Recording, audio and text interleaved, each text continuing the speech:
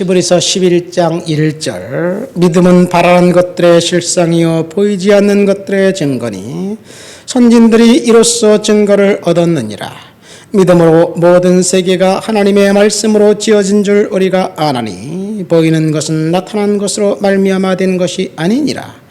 믿음으로 아벨은 가인보다 더 나은 제사를 하나님께 드림으로 의로운 자라 하시는 증거를 얻었나니 하나님이 그 예물에 대하여 증언하심이라. 그가 죽었으나 믿음으로써 지금도 말하느니라.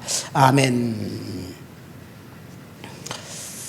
히브리서 11장을 믿음장이라고 합니다. 믿음의 조상들의 이야기를 하나하나 열거하면서 아벨부터 시작해서 계속해서 열거하다가 뒤에는 이 허다한 증인들이 있다. 우리도 그 믿음의 선진들의 그 영웅의 나열의 맨 끝에 저와 여러분들의 이름도 나열되게 하실 줄을 믿습니다. 그럼 믿음이라는 것이 뭘까요? 믿음.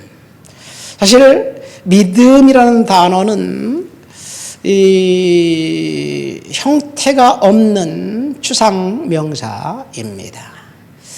형태가 있는 집, 교회, 칼, 사람 이런 명사들은 형태가 있기 때문에 한 번에 우리가 이해합니다. 그러나 형태가 없는 추상 명사는 이해하기가 힘들어요. 형태가 없다고 존재하지 않을까? 그렇지 않습니다.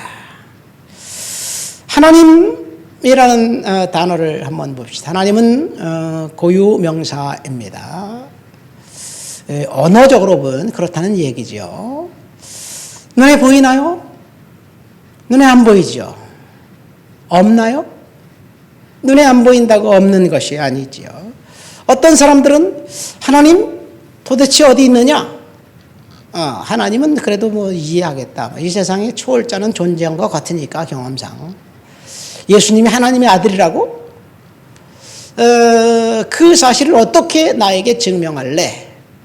뭐 이렇게 증명이 되면 내가 믿겠다. 뭐 이렇게 이야기합니다.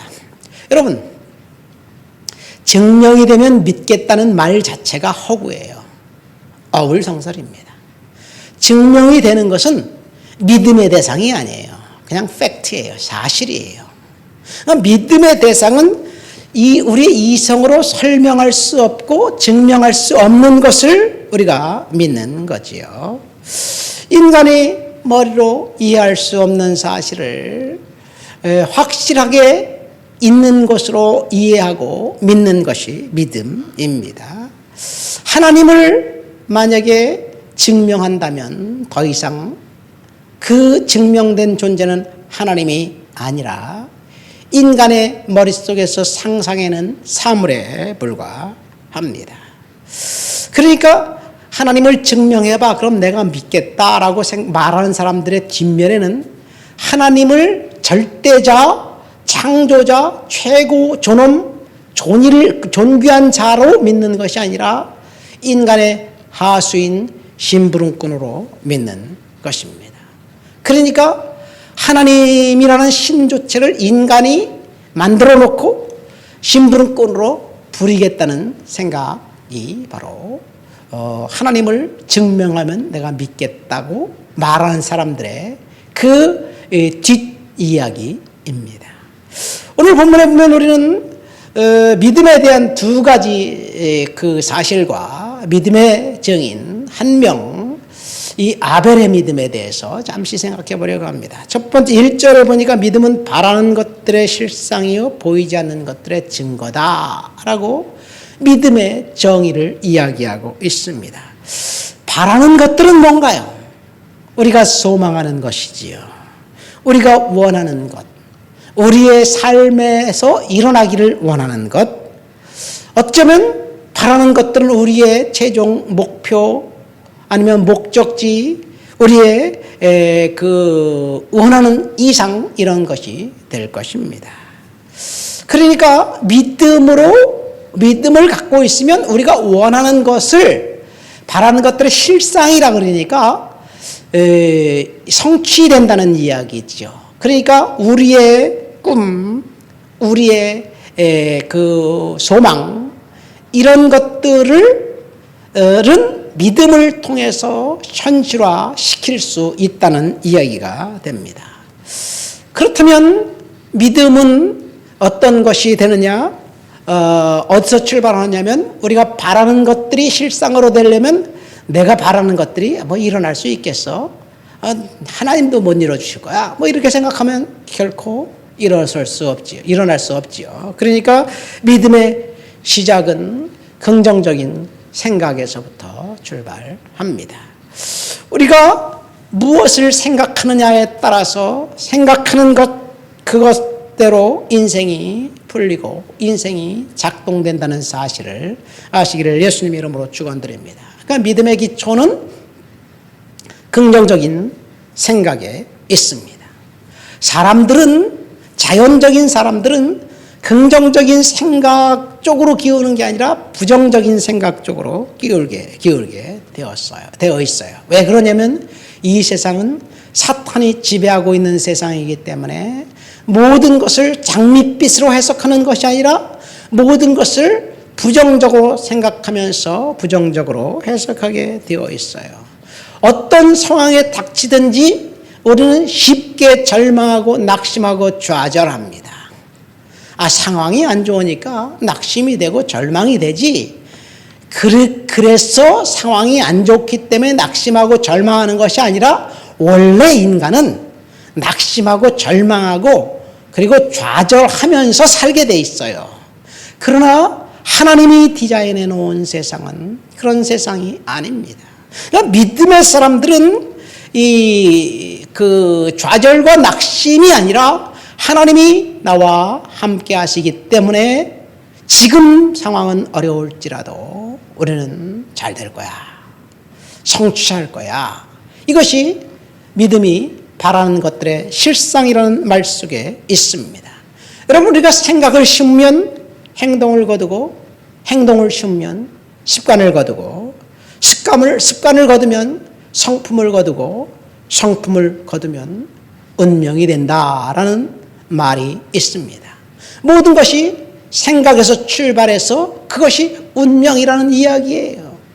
여러분, 우리의 운명이 비참하고 힘들고 어렵고 좌절스럽고 고통스럽습니까? 왜 그러냐면 생각을 그렇게 심었기 때문에 그렇습니다. 우리의 운명은 비참한 것이 아니에요. 우리의 운명은 결국 천국에서 하나님과 기뻐하며 즐거워하며 천국에서 왕노릇하게 될 것이 우리의 인생이고 우리의 운명입니다.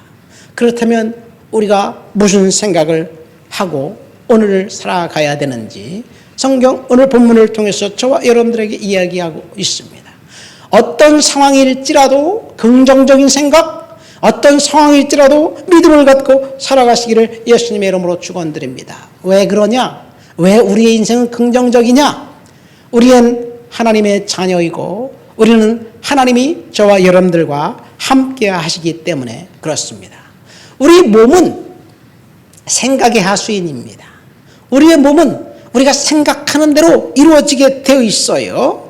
불법적인 생각이 우리의 머릿속에 머무른다면 우리의 몸이 불법을 자행하게 될 것입니다. 그러나 우리의 몸이 아무리 지금 고달프고 힘들고 어려워도 하나님 앞에서 그래, 나는 분명히 하나님께서 이기게 하실 거야. 지금 어려운 지금 상황도 하나님이 허락하셨기 때문에 지금 내가 경험하는 거야. 그렇게 생각하면 결국 우리의 몸은 하나님이 생각한 대로 이루게 만들어 주실 줄 믿습니다. 두 번째, 믿음은 3절에 보니까 믿음으로 모든 세계가 하나님의 말씀으로 지어진 줄 우리가 안다라고 이야기하고 있습니다. 여러분, 태초의 일, 우주의 근원 알 수 있는 방법이 있나요? 없습니다. 창세기 1장 1절에 보면 하나님이 천지를 창조하시니라 라고 선포하고 있습니다. 이 선포한 그 말씀 속에는 무엇이 내재되어 있느냐? 이 말씀을 받아들일래? 아니면 거부할래? 이 둘 중 하나입니다. 하나님이 천지를 창조하셨는지 인간의 과학으로, 인간의 이성으로, 인간의 경험으로 아무도 증명할 수 없습니다. 증명할 수 없는 사실을 어떤 사람은 하나님이 창조했다고 믿고 어떤 사람은 빅뱅에 의해서 우연하게 된 일이지. 어떻게 정교하게 정확하게 작동하고 있는 우주의 섭리가 우연일까요? 인간의 육체, DNA, 세포 조각 하나까지 정말 하나님의 섬세한 계획과 섭리 가운데 창조되었다라고 생각하지 않으면 이해될 수가 없어요. 여러분, 인간의 심장이 어떤 세상에 있는 기계가 한 번도 쉬지 않고 펌프질을 고정적으로 정확한 간격을 가지고 계속해서 펌프질을 해낼까요? 인간이 만든 기계는 닦고 조이고 기름 주고 관리하지 않으면 금방 망가지게 돼 있어요. 자동차도 기름을 주지 않으면 그냥 멈춰서게 돼 있어요. 그러나 인간의 심장은 우리가 뭔가 한 것도 아닌데 죽는 날까지 여전히 작동하고 있습니다. 물론 나이를 먹으면 부정맥이 돼갖고 좀 심장 작동이 좀 이상해요. 가끔가다 삐끄덕거리기도 해요. 자, 그러다 보면 심장이 있으면 죽는 거예요. 죽는 날까지 우리 인간 몸 하나하나 모든 장기 기관은 처음부터 끝까지 작동 이상무. 어떤 기계가 그렇게 정확하게 작동할까요? 하나님의 창조물이기 때문에 그렇습니다. 이것을 우리는 믿는 거예요. 하나님이 창조하셨다고 믿는 거예요. 그러면 반대는 뭐냐? 하나님이 창조했다고 믿는 것이 아니라 우연히 되었다라고 믿는 거예요. 그것도 믿음입니다. 어떻게 인간이 원숭이가 변해서 인간이 되었다고 생각할 수 있는가요? 증명이 되나요? 유전학에서 생물학에서 진화가 증명됐다고 얘기하지만 사실은 가설을 증명이라고 그렇게 확정해서 발표한 것뿐입니다. 만약에 그것이 사실이라면 지금도 끊임없이 원숭이가 꼬리가 떨어지고 털이 빠져서 사람으로 지금도 여전히 되어가고 있어야 됩니다. 인간이 생물학에서 수십억 년 지났다고 하는데 수십억 년 지나가는 동안 딱 한 번 그런 일이 있고 난 다음에 전혀 없다고요? 말이 안 됩니다. 그것은 믿음입니다. 그러니까 우리는 어떤 믿음을 갖고 있느냐? 하나님이 천지를 창조하셨다는 믿음을 갖고 있는 것. 이것이 우리의 믿음이고 그것이 축복이라는 것. 바로 오늘 본문 3절에 이야기하고 있습니다. 세 번째, 아벨은 믿음으로 가인보다 더 나은 제사를 드렸다라고 분명하게 이야기하고 있습니다. 창세기에 보면 3장에 보면 가인과 아벨이 서로 같이 하나님께 예배드리고 하나님은 아벨의 예배를 받고 가인의 예배를 받지 않았다고 이야기해요. 왜 그런지 이유는 모릅니다. 그러나 히브리서 11장에 보면 정확하게 왜 하나님은 가인의 예배를 받지 않고 아벨의 예배를 받았는지 이야기해주고 있습니다. 가인의 예배를 왜 받았습니까? 믿음으로 하나님께 드렸기 때문에 받은 거예요. 아벨의 예배를 믿음으로 드렸기 때문에 받았고, 그러면 가인의 예배는 믿음으로 드리지 않고 그냥 매너리즘에 빠져서 하나님 앞에 그 습관대로 이제 드려야 될 것이니까 드렸기 때문이 아닌가 추정이 됩니다. 본문에 보면 분명히 가인이 먼저 하나님께 예배를 드리기 시작했고, 그리고 아벨은 형을 따라서 예배를 드렸어요. 가인이 드린 예배는 피가 없는 제사이기 때문에 하나님 받지 않고, 아벨은 피가 있는 제사를 받았기 때문에 받았다? 이것도 사실은 정확한 해석이 아닙니다. 이 가인과 아벨이 예배를 드리고 난 다음에 2000년 후에 모세를 통해서 5가지 제사 방법을 하나님이 가르쳐 주셨어요. 그 중 4가지는 번제, 속죄제, 속건제, 화목제는 동물 제사고, 소제는 곡식 제사입니다. 하나님은 곡식 제사는 안 받고 동물 제사만 받았다? 아니에요. 그러니까 예배 방법은 똑같은데 오늘 본문에 보니까 아벨은 믿음을 가지고 하나님께 예배 드렸기 때문에 하나님이 받았다는 거예요. 그렇다면 우리가 하나님께 드리는 예배는 어떤 예배일까요? 가인의 예배처럼 이 매너리즘에 빠진 예배라면 하나님이 분명히 거부하실 것입니다. 그러나 아벨처럼 믿음을 갖고 하나님 앞에 예배드린다면 하나님이 흠양하실 것입니다. 하나님 감사합니다. 믿음에 대해서 잠시 생각해 보면서 은혜를 나눴습니다. 우리가 하나님의 세상을 창조하셨다는 사실을 믿습니다. 아벨처럼 믿음으로 하나님 앞에 예배드리는 하나님의 사람 되도록 주여 도와주시옵소서. 예수님 이름으로 기도합니다. 아멘.